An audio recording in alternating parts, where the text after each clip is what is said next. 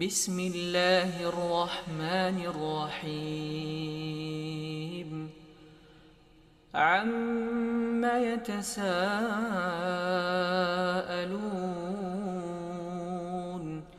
عن النبأ العظيم الذي هم فيه مختلفون كلا سيعلمون ثم كلا سيعلمون ألم نجعل الأرض مهادا والجبال أوتادا وخلقناكم أزواجا وجعلنا نومكم سباتا وجعلنا الليل لباسا وجعلنا النهار معاشا وبنينا فوقكم سبعا شدادا وجعلنا سراجا وهاجا وأنزلنا من المعصرات ماء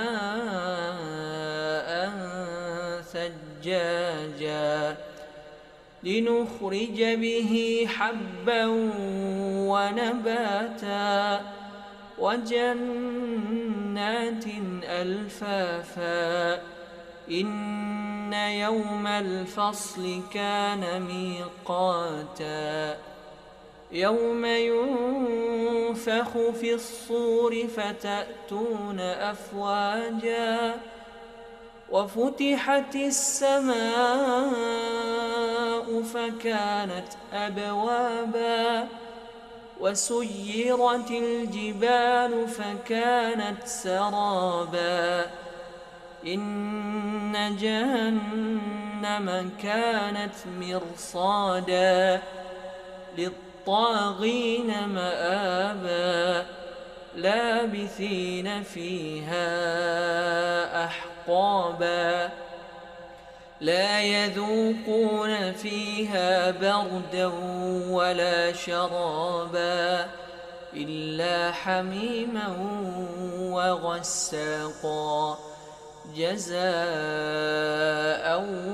وفاقا إنهم كانوا لا يرجون حسابا وكذبوا بآياتنا كذابا وكل شيء أحصيناه كتابا فذوقوا فلن نزيدكم إلا عذابا إن للمتقين. السلام عليكم ورحمة الله وبركاته.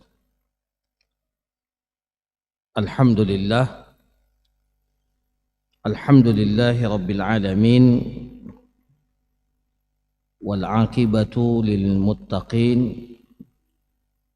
ولا عدوان إلا على الظالمين والصلاة والسلام على من لا نبي بعده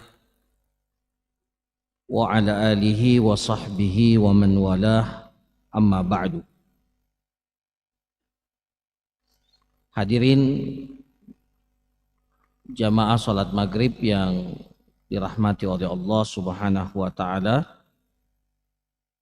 begitu pula para pemirsa yang mengikuti kajian ini secara online. Alhamdulillah, kita bersyukur dan memuji kepada Allah Subhanahu wa ta'ala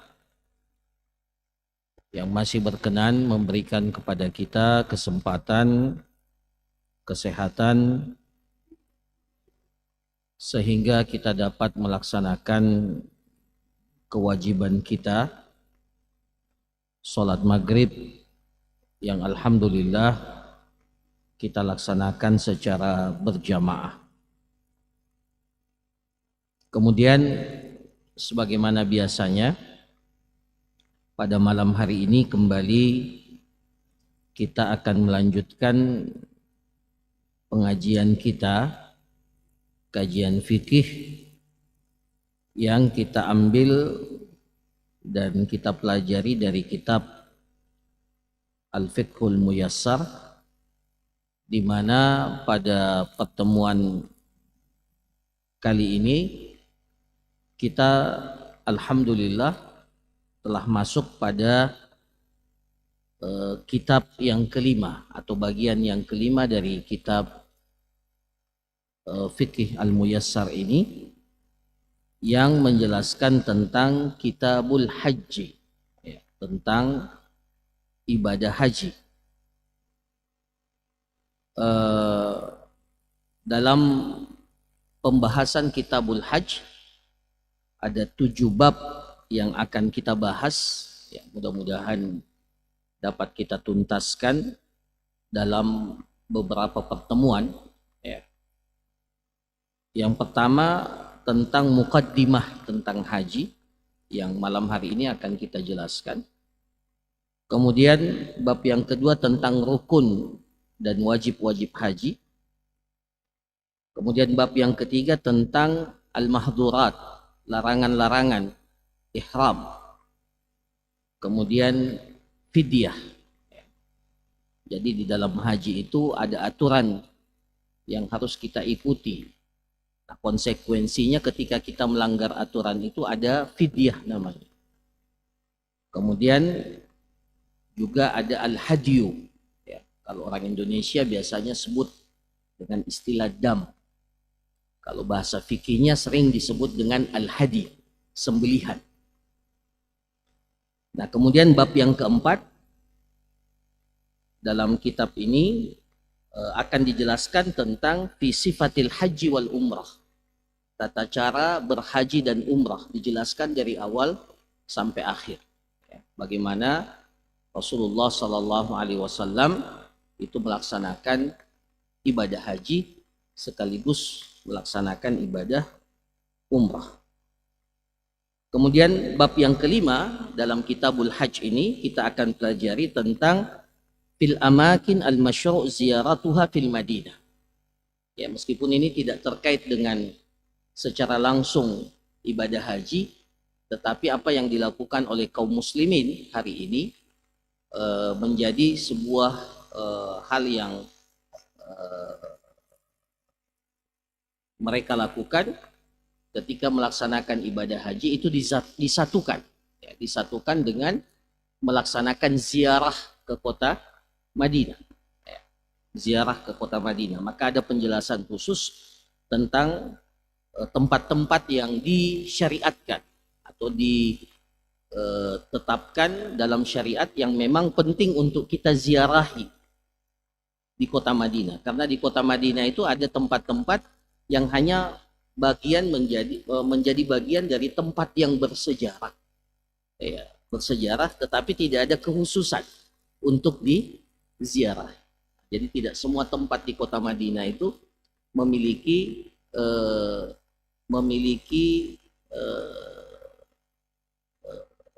dasar, ya, bahwa tempat itu memiliki kekhususan yang dengannya kita diperintahkan untuk berziarah ke tempat itu. Ya, sebagiannya adalah tempat yang memiliki nilai sejarah historis, ya. Dan kita tentunya penting untuk mengetahui. Tetapi apakah ada ibadah khusus yang disyariatkan untuk kita lakukan di tempat itu persoalan lain. Jadi belum tentu kalau tempat itu diziarahi otomatis kita diperintahkan untuk melaksanakan ibadah khusus di tempat itu. Ini nanti akan dijelaskan pada bab yang kelima dari penjelasan Kitabul Hajj.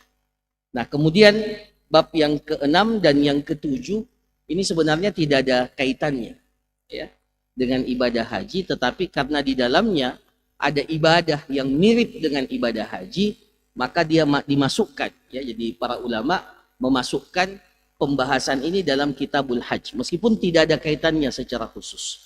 Bab yang keenam itu tentang kurban, ya, udhiyah,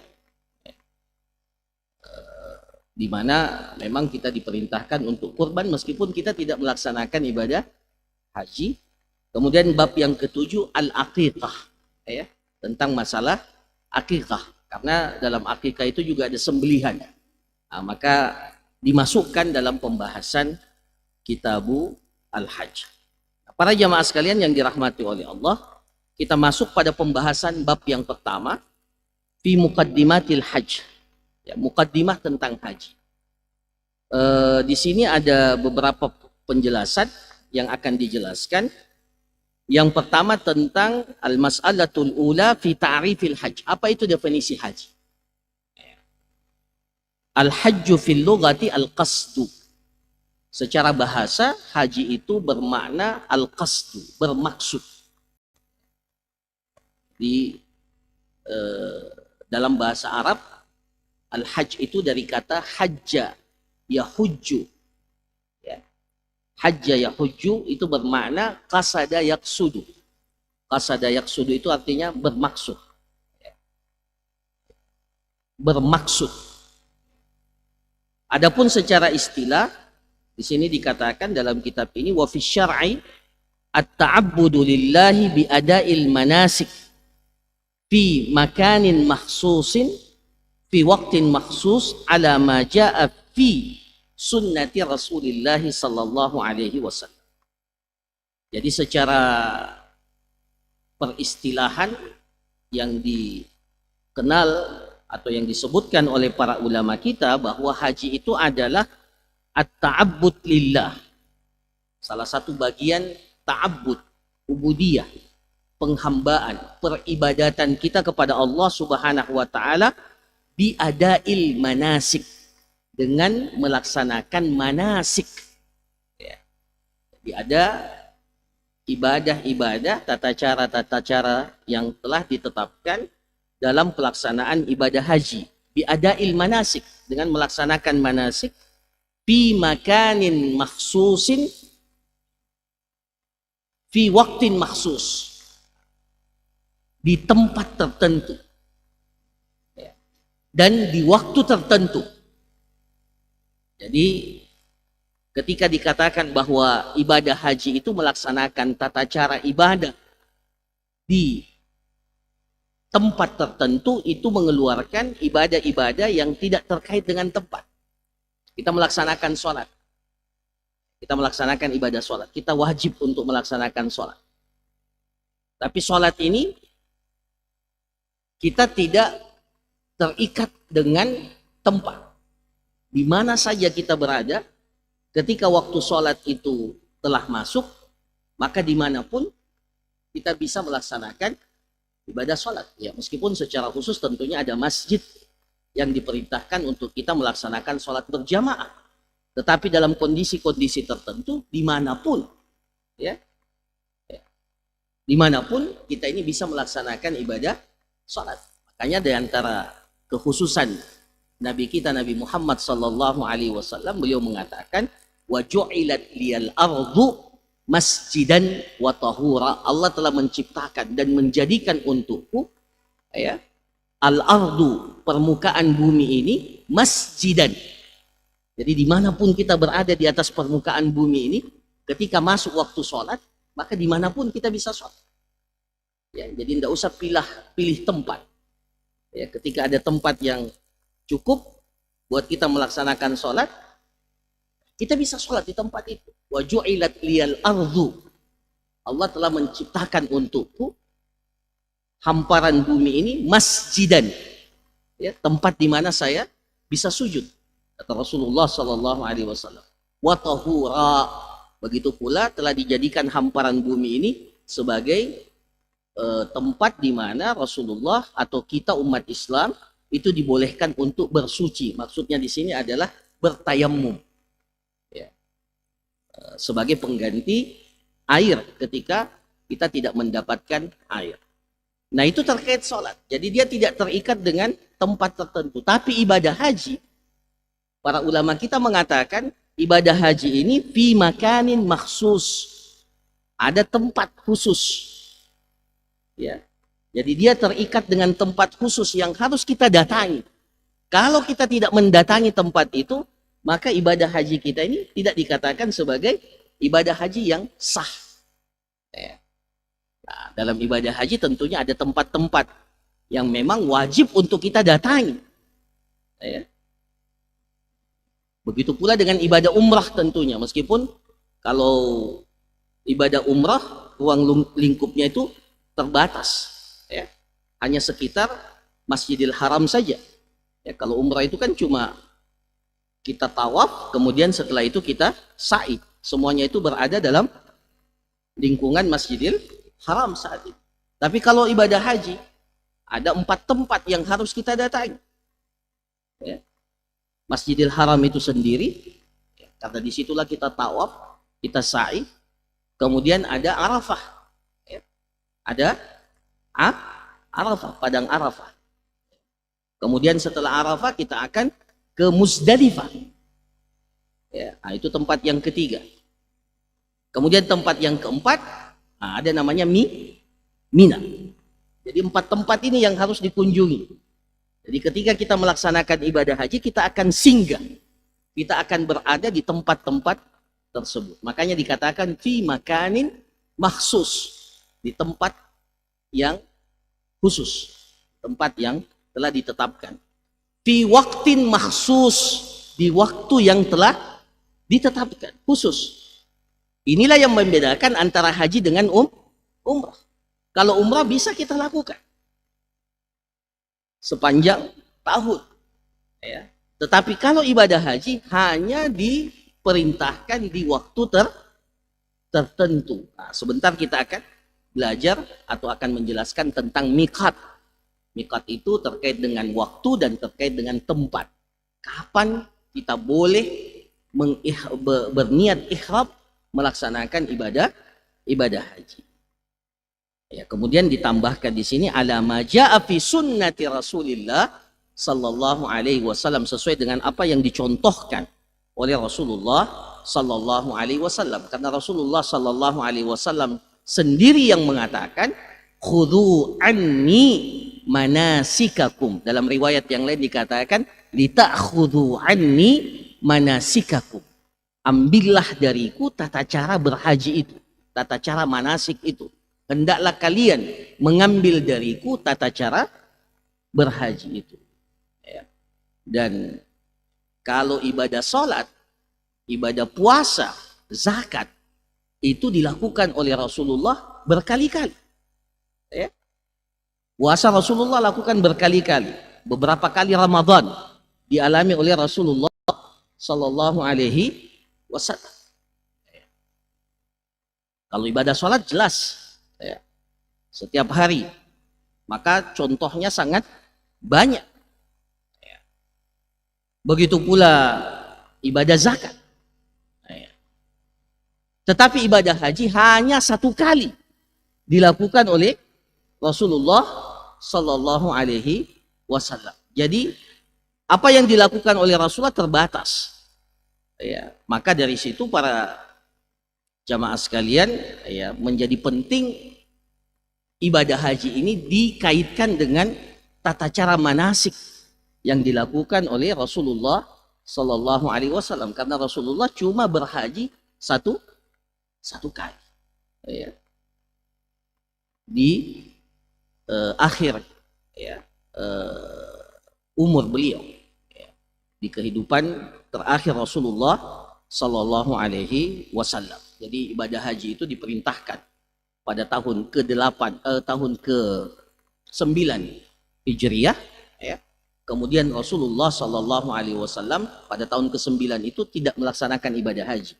Beliau perintahkan Abu Bakar As-Siddiq radhiyallahu an, kemudian memerintahkan juga Ali bin Abi Thalib untuk melaksanakan ibadah haji pada tahun itu. Rasulullah meskipun sudah turun perintah pada saat itu, beliau tidak melaksanakan ibadah haji karena ibadah haji yang ada pada saat itu masih bercampur dengan tradisi-tradisi yang dilakukan oleh masyarakat jahiliyah.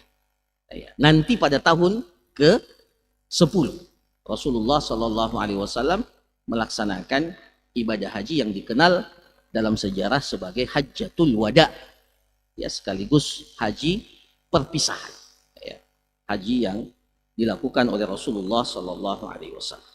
Nah, ini dari definisi ini kita bisa memahami apa itu haji. Kemudian di sini dikatakan yang kedua, hukmul haji wa fadluhu. Apa hukumnya haji dan apa keutamaannya?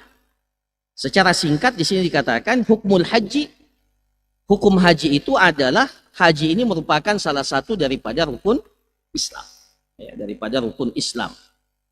Dan masuk dalam kategori ibadah yang sangat agung. Ya. Berdasarkan firman Allah Subhanahu wa taala, dalil kewajibannya adalah walillahi 'alan nasi hajjul baiti man istata'a ilaihi sabila wa man kafara fa innallaha ghaniyun 'anil 'alamin. Dan Allah Subhanahu wa taala telah mewajibkan kepada manusia untuk hajjul bait, untuk melaksanakan haji ke Baitullah di Mekah. Manistata'a ilaihi sabila, bagi siapa yang memiliki kesanggupan, kemampuan untuk melakukan perjalanan ke Baitullah itu. Ya. Nah, jadi ayat ini ya, memerintahkan kepada kita untuk melaksanakan ibadah haji yang telah diwajibkan oleh Allah, bahkan telah diserukan, ya, dikumandangkan oleh Nabiullah Ibrahim alaihissalam setelah Allah memerintahkan kepada Ibrahim untuk membangun Ka'bah. Dan setelah itu Allah Subhanahu wa taala memerintahkan kepada Ibrahim alaihissalam, wa'adzin fin nasi bil haji, kumandangkanlah, angkatlah suaramu, panggillah manusia itu untuk melaksanakan ibadah haji. Dan setelah datangnya Islam, Nabi kita Nabi Muhammad SAW juga diperintahkan untuk melaksanakan ibadah haji. Dalam hadis Ibnu Umar, ya, Rasulullah SAW bersabda, "Bunyal Islamu ala khamsin." Islam itu dibangun di atas 5 perkara, dan salah satu di antaranya adalah wa hajjul baiti man istata'a ilaihi sabila. Melaksanakan ibadah haji bagi yang memiliki kesanggupan. Waqad ajma'atil ummah ala wujubil haji 'alal mustati' marratan wahidatan fil umur. Dan para ulama kita bersepakat, ijma', bahwa kewajiban haji ini diwajibkan 1 kali dalam seumur hidup kita bagi yang memiliki kemampuan. Nah, ini hukum haji. Apa keutamaannya? Di sini dikatakan warada fi fadlil haji ahaditsu katsira. Banyak sekali hadis-hadis yang menunjukkan tentang keutamaan ibadah haji. Di antaranya, di sini cuma disebutkan 2 hadis. Yang pertama adalah hadis Abi Hurairah radhiyallahu anhu marfu'an. Hadis Abi Hurairah radhiyallahu an, Rasulullah sallallahu alaihi wasallam bersabda, "Al-umratu ilal umrati kaffaratun lima bainahuma." Antara satu umrah dan umrah berikutnya, kaffaratun lima bainahuma, adalah penghapus dosa di antara keduanya. Ya, jadi umrah itu memang disunnahkan kepada kita untuk kita ulangi ketika kita memiliki kemampuan. Al-umratu ilal umrah, antara satu umrah dengan umrah yang berikutnya itu kafarah. Kafarah itu artinya penghapus dosa di antara keduanya. Kemudian Rasulullah sallallahu alaihi wasallam mengatakan, wal hajjul mabrur laisa lahu jazaa illal jannah. Dan haji yang mabrur, ya, dan haji yang mabrur itu tidak ada ganjarannya kecuali surga. Ya, jadi luar biasa. Ya, bagi orang yang bisa melaksanakan haji yang mabrur, dijanjikan oleh Rasulullah sallallahu alaihi wasallam dalam hadis ini, wal hajjul mabrur laisa lahu jazaa'un illal jannah. Tidak ada balasannya kecuali surga. Nah, apa itu haji mabrur? Kata para ulama kita, al-hajjul mabrur itu adalah al-hajjul ladzi la yukharlituhu ithmun. Adalah ketika kita melaksanakan, dalam prosesi pelaksanaannya, kita melaksanakan haji itu dengan benar, dengan baik, tidak disertai dengan perbuatan-perbuatan dosa. Ya. Dalam Al-Quran Allah Subhanahu wa ta'ala telah mengingatkan kepada kita, al-hajju ashhurum ma'lumat, faman farada fihinnal hajja fala rafatha wala fusuqa wala jidala fil hajj. Ya. Al-hajju ashhurum ma'lumat, haji itu ada bulan-bulan yang telah ditetapkan oleh Allah Subhanahu wa ta'ala. Faman farada fihinnal hajj, barang siapa yang memfardukan, mewajibkan pada bulan-bulan tersebut pada dirinya untuk melaksanakan ibadah haji, fala rafas. Ya, tidak boleh rafas. Apa itu rafas? Rafas itu mengucapkan atau melakukan perbuatan-perbuatan yang dapat membangkitkan syahwat. Rafas. Ya. Fala rafas wala fusuq. Begitu pula ketika melaksanakan ibadah haji tidak boleh ada fisq. Tidak boleh ada perbuatan fusuk. Apa itu perbuatan fusuk? Perbuatan maksiat secara umum.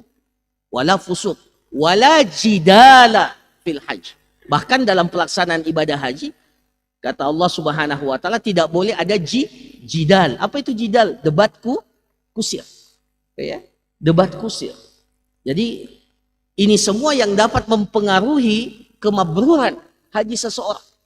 Ya, ketika dia melaksanakan ibadah haji, dia terjatuh kepada rafas, dia terjatuh kepada kefasikan, ya, dia terjatuh kepada jidal. Ya, jidal. Ya, memang dalam pelaksanaan ibadah haji kita ini diuji.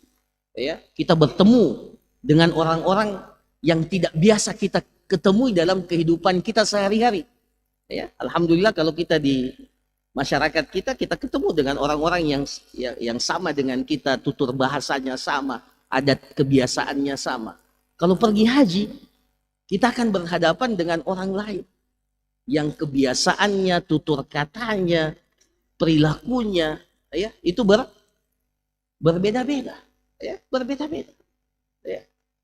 Ya, makanya jamaah haji Indonesia itu kalau pergi haji atau pergi umrah itu kadang kaget-kaget. Kaget-kaget, kenapa ini kok orang ya, perlakuannya seperti ini, perlakuannya seperti ini. Nah, ya, itu semua adalah bagian yang yang masuk dalam dinamika ibadah haji yang dengannya kita ini diuji kesabaran kita, diuji ya bagaimana kita betul-betul memaknai haji itu bukan hanya sekedar ibadah kepada Allah, tetapi bagian proses pembinaan diri kita. Maka itulah haji yang mabrur itu ketika di dalamnya tidak dicampuri dengan hal-hal yang dapat merusak ibadah haji. Nah, itu kriteria haji mabrur. Kemudian kata para ulama kita, haji mabrur itu adalah haji yang mempunyai pengaruh setelah orang melaksanakan ibadah haji itu. Artinya keadaannya setelah dia melaksanakan ibadah haji itu jauh lebih baik daripada ketika dia belum melaksanakan ibadah haji. Nah, itu yang dimaksud dengan haji mabrur yang dijanjikan oleh Rasulullah Sallallahu Alaihi Wasallam mendapatkan surga. Nah, hadis yang kedua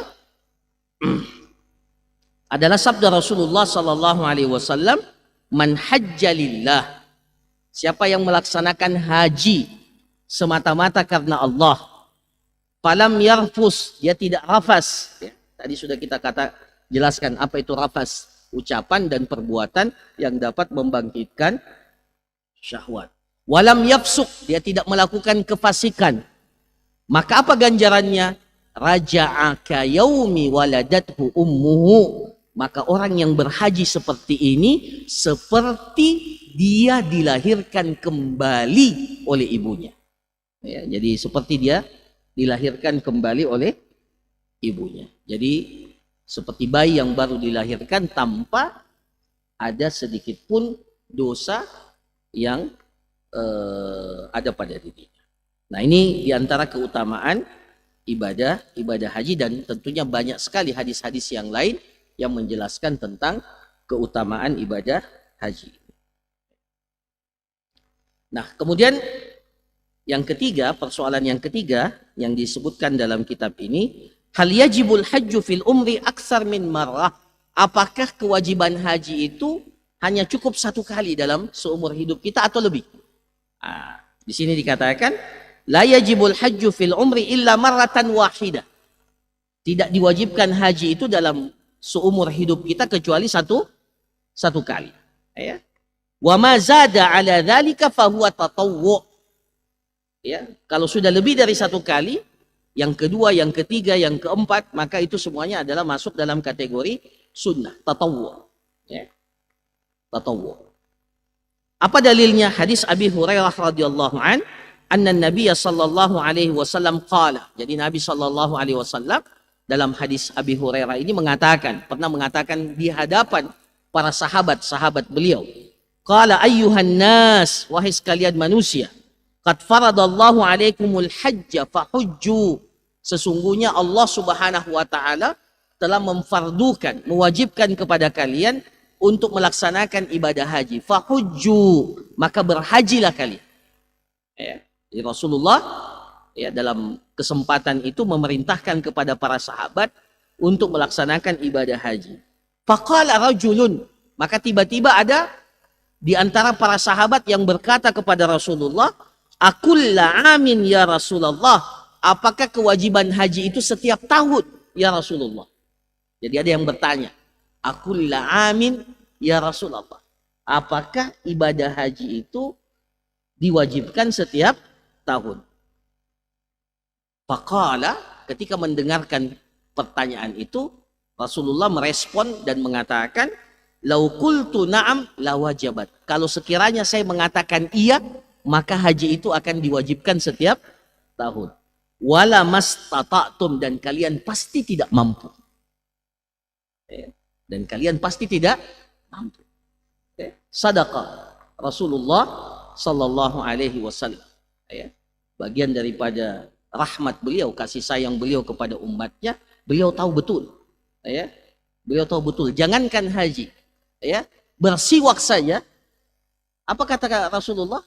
Laula an asyukka ala ummati la amartuhum bisiwaki inda kulli salatin. Dalam riwayat yang lain, inda kulli wudu'in. Kalau tidak memberatkan umatku, aku akan perintahkan mereka untuk menggosok gigi, membersihkan gigi mereka setiap kali mau sholat. Tapi kan tidak diwajibkan.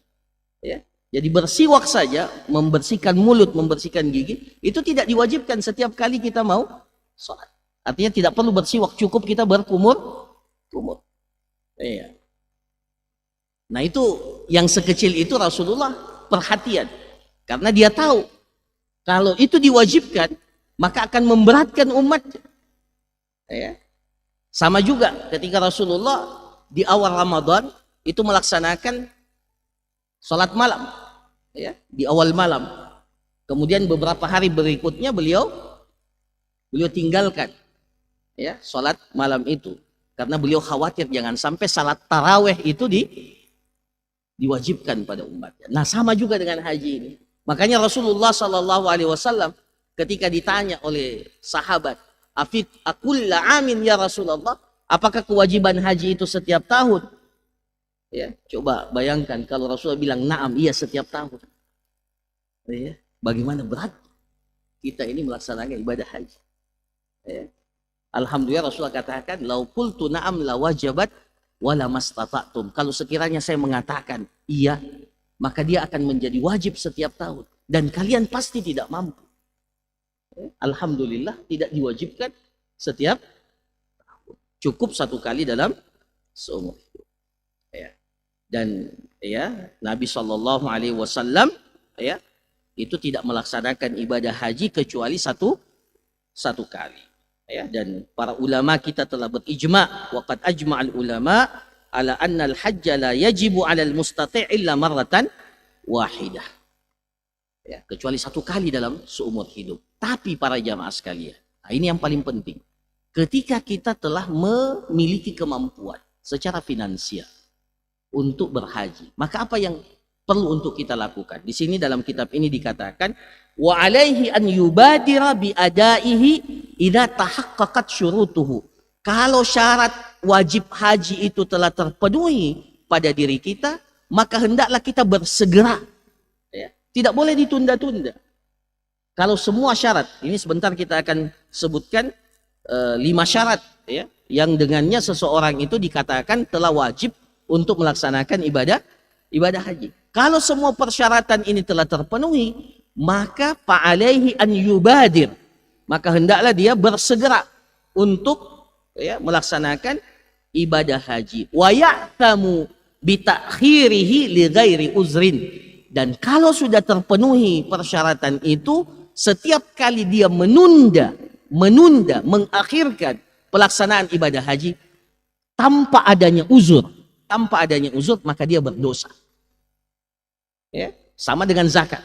Kalau kita sudah mampu zakat, kita tidak bayar zakat, kita berdosa. Sama juga dengan haji. Kalau sudah mampu berhaji dan tidak ada uzur, ya, tidak ada uzur yang menghalangi kita untuk pergi haji, ya. Kalau sekarang di antara uzur itu adalah menunggu giliran. Nah, itu di antara uzur. Ya. Yang sekarang ya, karena orang pergi haji antri, banyak yang mau pergi haji. Ya, ada yang cepat, tapi luar biasa mahalnya. Nah, ya. Ada yang cepat, tapi luar biasa mahal. Dan tidak semua orang mampu untuk sampai pada tingkatan itu. Nah, maka itu dikatakan uzur. Tapi kalau tidak ada uzur, ya, semua persyaratan terpenuhi, tidak ada uzur, maka setiap kali dia menunda, ya, jadi kalau umpamanya yang cepat itu, yang cepat itu biayanya mungkin sampai berapa?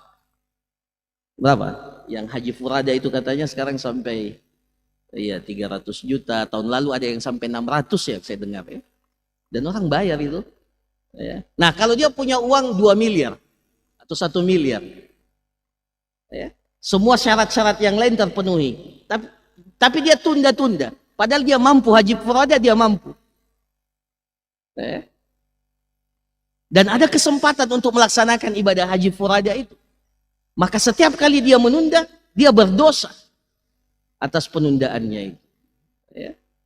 Nah, berbeda kalau kita ikut haji reguler, ONH biasa, mendaftar tahun ini, nunggu giliran berapa? 30 tahun. Kalau yang katanya yang paling lama sekarang itu di Bantai. Di Bantai gitu kalau tidak salah 50 tahun ya. Ya jadi kalau didaftarkan usia 10 tahun oleh orang tuanya, nanti usia 60 dia berangkat. Ya, itu kalau ya, tapi mudah-mudahan saya dengar pemerintah Saudi pun sekarang ini sudah berusaha. Kalau sekarang ini rata-rata antara 3 sampai 5 juta. Itu yang resminya, ya. Yang resminya itu biasanya laporan per tahun itu 3 juta. Tapi yang sebenarnya pergi itu lebih daripada 3 juta. Ya, kita tidak tahu angka yang tahun ini, ya, berapa. Ya. Biasanya kalau diumumkan oleh pemerintah Saudi resmi 3 juta umpamanya, nah biasanya itu ya sampai 5 juta sebenarnya. Ya, yang normalnya ya 3 juta. Nah, saya dengar akan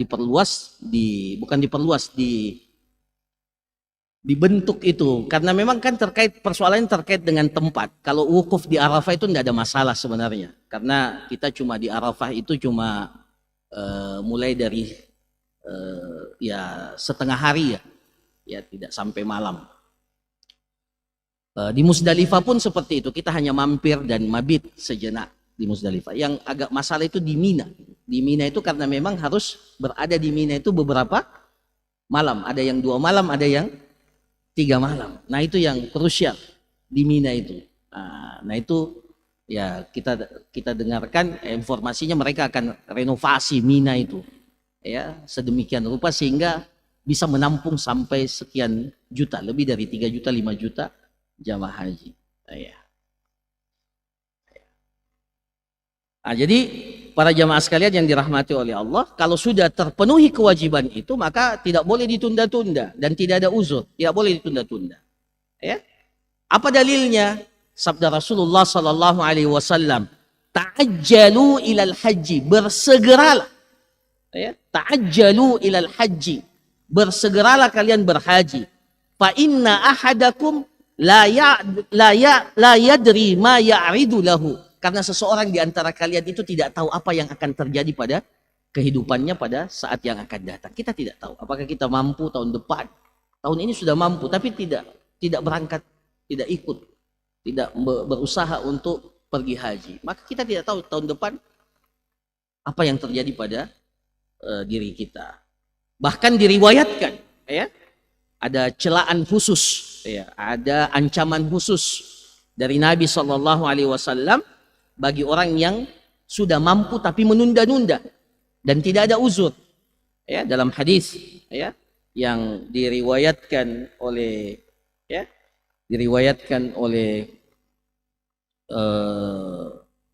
disebutkan oleh Asy-Syaukani ya dalam kitabnya Fathul Qadir ya dari Nabi sallallahu alaihi wasallam, dalam beberapa riwayat yang antara satu dengan yang lainnya saling menguatkan. Jadi ada beberapa versi hadis ini. Rasulullah SAW bersabda, "Man istata'al hajja falam yahuj." Siapa yang sudah mampu berhaji. Siapa yang sudah mampu berhaji, falam yahuj, dan dia tidak pergi haji. Falyamut insya'a yahudiyan wa insya'a nasraniyan. Maka silahkan dia mati. Silahkan pilih, dia mau mati dalam keadaan Yahudi atau dia mati dalam keadaan Nasrani. Itu ancaman dari Rasulullah Sallallahu Alaihi Wasallam. Maksudnya Rasulullah tidak mengakui dia itu sebagai umatnya, karena kalau dia umatnya yang betul-betul taat dan sudah memiliki kemampuan untuk haji, maka dia akan melaksanakan ibadah haji. Dia tidak menghindar dari kewajiban haji itu. Maka kalau dia sudah memiliki kemampuan tapi dia tidak pergi berhaji dan tidak ada uzur, ya berbeda kalau ada uzur. Pasti ya nanti kita akan jelaskan salah satu syaratnya itu adalah al-istita'ah, kemampuan. Maka Rasulullah mengancam, falyamut insya'a Yahudiyan wa insya'a Nasraniyan. Silahkan dia pilih, nanti mati dalam keadaan Yahudi atau dalam keadaan Nasrani. Yang terakhir para jamaah sekalian, ya syarat haji ada 5. Yang pertama Islam, ya ini jelas. Kemudian berakal, ya berakal. Ini jelas, ya. Jadi kalau ada orang yang tidak waras, ya maka tidak wajib berhaji. Ini syarat umum, ya dalam sebagian besar ibadah dipersyaratkan ini. Kemudian yang ketiga adalah balik, itu syarat umum, balik. Ya. Nah kalau ada anak yang belum balik pergi haji, ya kan biasa juga kebiasaan kita ini, ya anak-anak diajak pergi haji. Sah enggak hajinya? Ya. Kata para ulama, lau hajja fa hajjuhu sahih. Kalau anak kecil itu pergi haji, maka kita katakan hajinya tetap sah. Ya. Ya. Wa yanwi lahu waliyuhu idza lam yakun mumayyizan. Kalau dia masih kecil, belum bisa meniatkan untuk dirinya, maka orang tuanya atau siapa yang menghajikan dia itu meniatkan untuknya. Ya. Pada saat Rasulullah Sallallahu Alaihi Wasallam melaksanakan ibadah haji, annam ra'atan rafa'at sabiyan faqalat ya Rasulullah ali hadha hajj. Ada seorang ibu membawa anaknya, membawa bayinya, kemudian mengangkat bayi itu di hadapan Rasulullah. Ali hadha hajj, ya Rasulullah, apakah bayi ini juga wajib pergi haji? Ya. Kata Rasulullah Sallallahu Alaihi Wasallam, ya maksudnya apakah, bukan wajib ya, apakah bayi ini atau anak kecil ini boleh pergi haji? Kata Rasulullah, na'am walaki ajrun. Ya boleh dia pergi dan engkau akan dapat pahala hajinya juga. Iya. Ya. Nah, maka itulah sebabnya mungkin motivasi orang menghajikan anaknya. Ya, tapi kewajibannya adalah ketika dia sudah dewasa. Jadi haji yang dilakukan sebelum balik itu tidak menggugurkan haji Islam. Ya. Maksudnya apa? Kalau dia sudah balik, dia wajib lagi pergi haji. Ya. Karena hajinya yang sebelum balik itu terhitung haji yang tidak menggugurkan haji Islam. Apa dalilnya?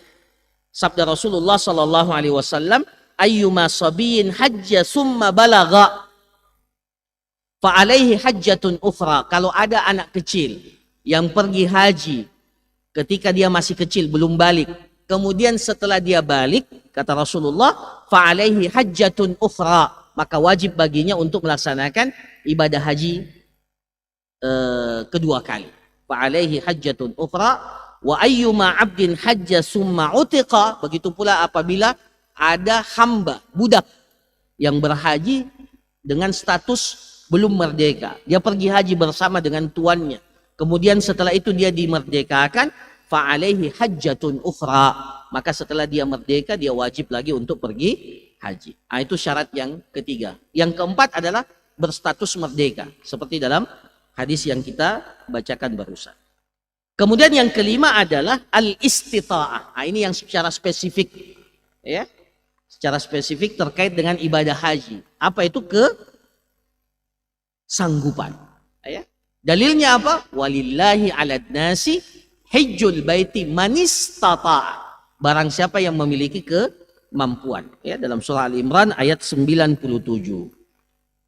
Nah, apa yang dimaksud dengan al-istita'ah ini di sini dijelaskan faghairul mustati' maliyan. Jadi dikatakan mampu itu kalau dia memiliki kemampuan secara finansial, secara harta. Dia memiliki harta yang cukup. Bi an kana yamliku zadan yakfihi wa yakfi man ya'uluhu. Dari sisi harta yang perlu dipersiapkan bagi orang yang berhaji itu kata para ulama dua maknanya. Harta yang dia pakai untuk berhaji, cukup berhaji, dan wa yakfi man ya'uluhu, harta yang dan dia memiliki harta yang dapat menjadi bekal untuk keluarganya yang dia tinggalkan. Jadi kalau bapaknya, orang suaminya yang pergi haji, istri dan anaknya tidak pergi haji, maka kewajiban pada suami ini ada dua yang terkait dengan harta secara finansial. Harta yang dia pakai untuk pergi haji dan harta yang akan dia tinggalkan kepada keluarganya. Jadi tidak boleh dia pergi haji kemudian keluarganya yang ditinggalkan kelaparan. Ya, itu dikatakan belum mampu secara finansial. Jadi nanti dia dikatakan mampu kalau dia bisa memiliki harta yang dengannya dia bisa pergi haji dan meninggalkan nafkah yang cukup untuk keluarga yang ditinggalkan. Au kana la yamliku rahilatan tusiluhu ila Makkah wa tarudduhu. Begitu pula yang dimaksud dengan makna mampu secara finansial adalah kemampuannya untuk memiliki kendaraan yang akan menyampaikan dia ke Mekah dan akan mengembalikannya dari Mekah ke daerah asalnya. Jadi kalau dia cuma bisa pergi ke Mekah, tidak bisa pulang, seperti sebagian, ya, sebagian dulu, ini saya tidak tahu sekarang, sebagian dulu dia datang di bulan Ramadan dan dia tinggal setelah Ramadan sampai kan setelah Ramadan tinggal berapa bulan itu ya. Nah setelah selesai haji dia serahkan dirinya ke petugas. Supaya pulang gratis, deportasi. Itu sebagian begitu, ya. Sebagian begitu dideportasi. Jadi murah juga haji model kayak gitu, ya. Tapi jangan dipilih. Sama dengan haji yang bersepeda itu, masya Allah, akhirnya dapat bantuan ya. Tapi cobalah kalau mau juga. Tapi secara hukum sebenarnya dia belum dikatakan mampu, ya. Belum dikatakan istita'ah. Karena istita'ah menurut ini para ulama kita itu detail ya ketika menjelaskan kemampuan secara finansial. Yang kita tahu yang penting dia punya ONH. Sebenarnya tidak cukup ONH. Keluarga yang ditinggalkan pun harus nafkahnya cukup. Itu satu. Kemudian tidak hanya cukup sampai ke Mekah, pulang pun harus punya nafkah. Itu yang dimaksud kemampuan secara finansial, ya. Nah, kemudian secara fisik, itu kemampuan secara fisik. Apa itu? Au badanian bi angkana syaikhan kabiran au maridan wa la yatamakkanu rukub wa tahammul masyaq as-safar au kana at-tariq ila al-hajj ghair amin. Jadi secara fisik dia memiliki fisik yang kuat. Ada orang secara finansial mampu, tapi Secara fisik dia tidak mampu, maka dikatakan dia tidak mampu. Ya, di sini dikatakan ya kalau dia seperti orang yang sudah lanjut usia, tidak lagi mampu, ya, atau dia sakit, maka ini tidak dikategorikan sebagai orang yang mampu. Wala yatamakkanu minar rukub wa tahammulil masyaq. Ya, jangankan pergi tawaf, pergi sa'i, naik pesawat saja sudah tidak bisa. Maka orang yang seperti ini katakan dia tidak lagi mampu, meskipun secara finansial dia memiliki kemampuan itu. Atau kata para ulama kita, atau jalan menuju Mekah itu tidak aman. Ya, itu juga masuk dalam kategori al-istita'ah. Jadi selain kemampuan finansial, kemampuan fisik, ya, keamanan secara umum bahwa ya kita dapat sampai ke Mekah dengan aman. Kalau jalan menuju Mekah tidak aman atau ada hal-hal yang menghambat, ya, seperti pada masa Covid yang lalu, ya, kita punya ya aman, kita fisik kuat, punya finansial, tapi ya ini lagi wabah, maka ya tentunya itu yang menghambat. Maka dikatakan ya kalau dulu tentunya ya kalau dikatakan jalan aman itu karena banyak perompak, ya, banyak quta'ut turuq, ya. Nah, jadi ini yang dimaksud dengan kemampuan itu. Nah, termasuk diantaranya para jamaah sekalian adalah kalau yang berhaji itu, ini termasuk dalam kategori kemampuan. Kalau yang berhaji itu adalah wanita, maka di antara kemampuan, syarat kemampuan bagi seorang wanita itu kalau pergi haji dia harus ditemani oleh mahramnya, bukan suaminya. Mahram. Siapa itu mahram? Semua laki-laki yang haram menikahi perempuan itu. Itu yang disebut dengan mahram. Nah, ini ya pendapat para ulama kita atau sebagian para ulama kita yang mengatakan adanya mahram itu merupakan syarat sehingga seorang wanita itu boleh atau dikatakan telah mampu untuk berhaji. Dalilnya apa? Sabda Rasulullah sallallahu alaihi wasallam, la yahillu limra'atin tu'minu billahi wal yawmil akhir an tusafira safaran yakunu salasata ayyamin fasa'ida illa wa ma'aha abuha au ibnuha au zaujuha au akhuha au dzu mahramin minha. Jadi Rasulullah SAW mengatakan tidak dibenarkan bagi seorang wanita yang beriman kepada Allah dan hari akhirat antusafira safarat, melakukan sebuah perjalanan jauh, yakunu salasata ayyamin fasaida, perjalanan itu memakan waktu selama jaraknya seperti perjalanan 3 hari, fasaida, ya, perjalanan yang jaraknya seperti perjalanan 3 hari, bukan perjalanan 3 hari, bisa saja perjalanan yang 1 hari, tapi jaraknya seperti perjalanan 3 hari. Ini dijelaskan oleh para ulama, kalau mau dikonversi sekarang itu sekitar perjalanan yang dengannya kita boleh mengkasar, ya, mengkasar salat sekitar 80 kilo.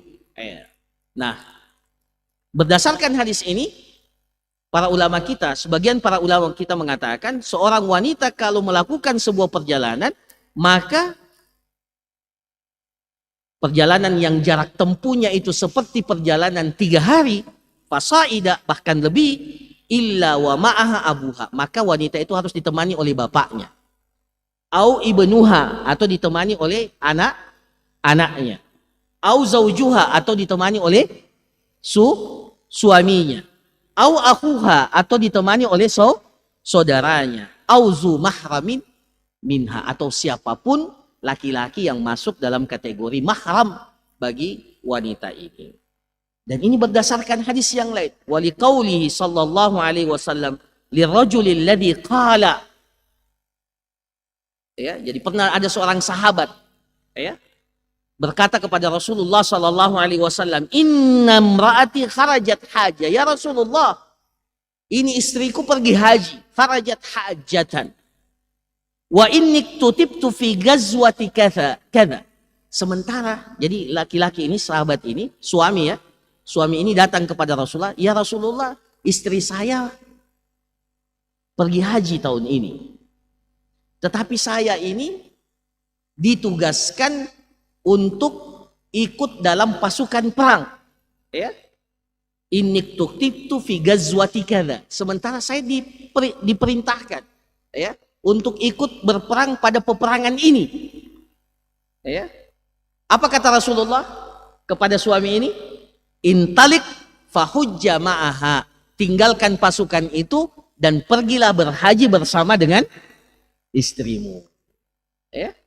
Jadi ini yang dikatakan oleh para ulama kita, dalil yang menunjukkan bahwa bagi seorang wanita memang dipersyaratkan, dikatakan dia mampu kalau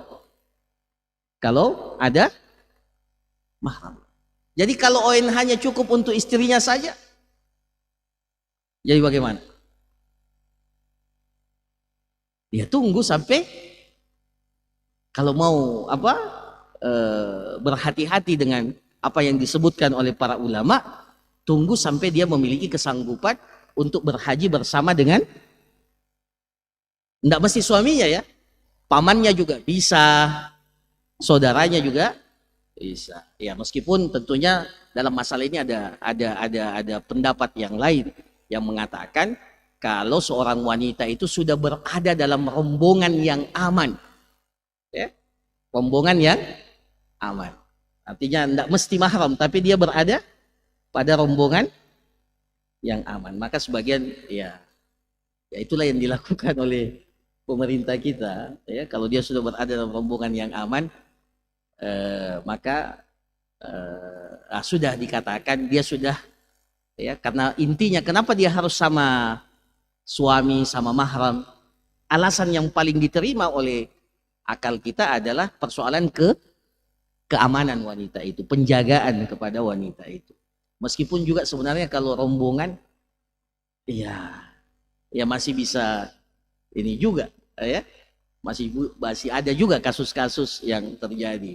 Tapi setidaknya kalau sudah dalam rombongan aman relatif lebih aman. Tapi kalau mau lebih ya berhati-hati dalam persoalan ini, memang sebaiknya wanita itu tidak pergi kecuali disertai dengan mahram. Saya kira demikian para jamaah sekalian apa yang dapat disampaikan.